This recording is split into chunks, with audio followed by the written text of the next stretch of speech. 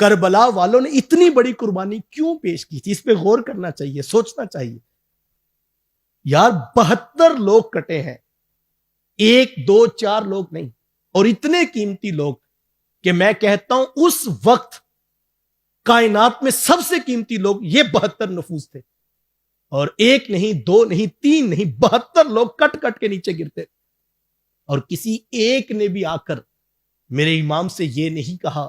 کہ ذرا ایک لمحے کے لیے توقف کر کے رک کر سوچ لیا جائے، شاید کہیں ہماری راہ میں کوئی غلطی نہ ہو۔ 72 کے 72 لوگ 56 سال کے حسین ابن علی سے لے کر 6 ماہ کے بچوں تک ہر کوئی ایک بنیاد پہ کھڑا تھا۔ ہم کٹ تو سکتے ہیں لیکن یزیدیت کی حمایت نہیں کر سکتے۔ میں آپ دیکھیں ہم کہاں پہ کھڑے ہیں، بہت کچھ سیکھا جا سکتا ہے کربلا کے میدان سے۔ میں صبح سے غور کر رہا ہوں تو میں سوچتا ہوں، بار بار سوچتا ہوں کہ یار وہ کون سی شے تھی جس نے امام کو اپنے نظریے پہ اتنی استقامت کے ساتھ کھڑا کیا کہ اپنے بچے شہید ہو گئے،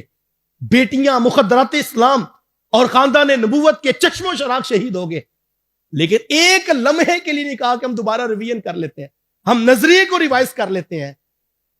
مقصد کیا؟ یہ ساری بات سمجھانا چاہتا ہوں، میرے امام کو 100% یقین تھا یزیدیت کچھ اور ہے، حسینیت وہی ہے جس پہ حسین ابن علی کھڑا ہے، اور کہا یہی وہ راہ ہے، چونکہ اللہ نے خود فرمایا تھا، اللہ اکبر، انما یرید اللہ لیذھب عنکم الرجس،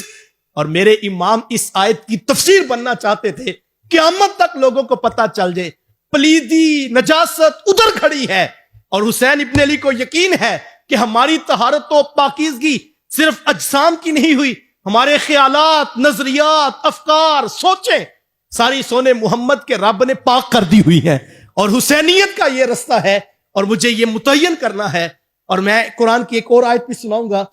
قرآن نے بھی یہ کہا، یار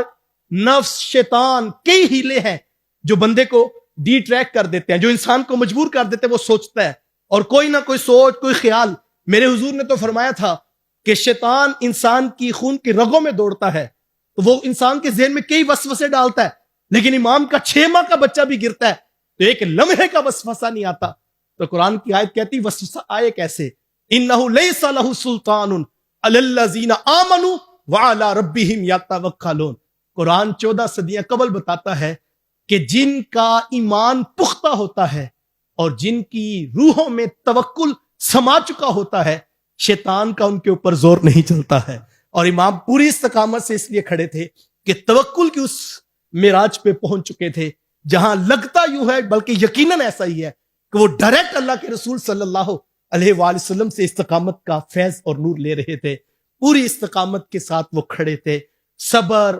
حلم، برداشت، بہت کچھ سیکھا جا سکتا ہے، لیکن میں آپ سب کے لیے، اپنے لیے آج کی شب عاشور میں دعا مانگتا ہوں، یا اللہ ہمیں کربلا کے راہی کا،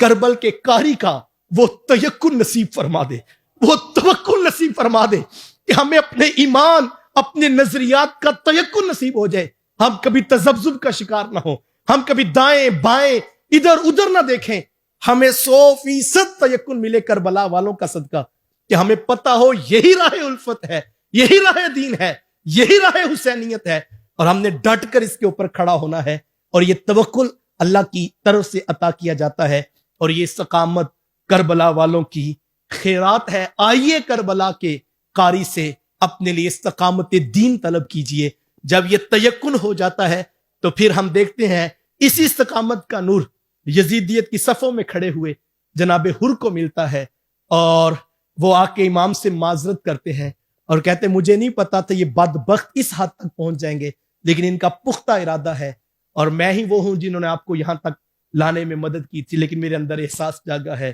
اب میرا کچھ بھی ہو جائے میں آپ کا دامن نہیں چھوڑوں گا، آپ مجھے معاف کیجئے گا۔ اس لمحے میں بھی میرے امام کہتے کہ میں نے اللہ کی رضا کے لیے تمہیں معاف کر دیا، اور میں دعا کرتا ہوں اللہ تمہیں سرخرو فرمائے گا۔ تو یہ استقامت ملتی ہے کربلا والوں سے۔ آئیے اللہ سے نظریات کی استقامت مانگیے، اللہ سے مسائل، پریشانیاں جتنی بھی آ جائیں، تکالیف آ جائیں، ہم حق کے ساتھ جب کھڑے ہوں، پھر اس کے مقابلے میں کوئی چیز آئے تو اللہ ہمیں استقامت کا نور عطا فرمائے،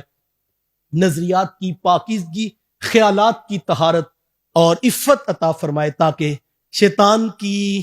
کوئی بھی نجاست ہمارے نظریات اور توکل کے اوپر کوئی اثر نہ ڈال سکے.